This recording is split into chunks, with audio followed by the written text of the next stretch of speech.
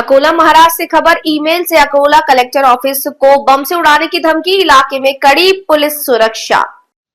Akola district collector office को उड़ाने की धमकी वाला ईमेल मिलने से हड़कंप मच गया। मेल में बम ब्लास्ट करने की धमकी दी गई थी और दोपहर 2 बजे तक का अल्टीमेटम दिया गया था।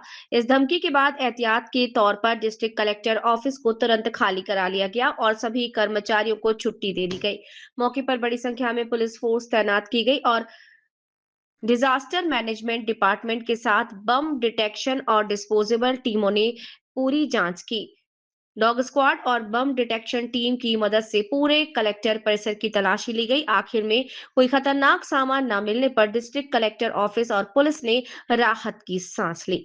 पुलिस अब साइबर टीम की मदद से ईमेल भेजने वालों की तलाश कर रही है।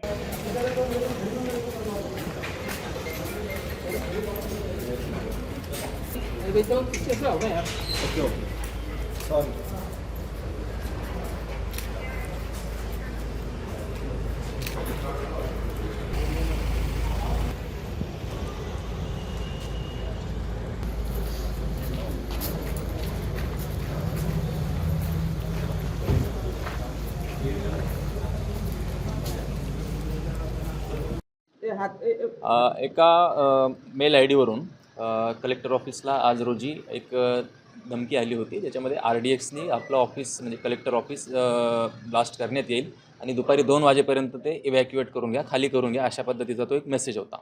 आणि त्या अनुषंगाने आम्हाला मेसेज मिळाल्याबरोबर आम्ही आमच्या BDDS टीमला माहिती दिली. लोकल पोलीस स्टेशन आणि RCP असं सर्व बंदोबस्तासह या ठिकाणी आम्ही आलो.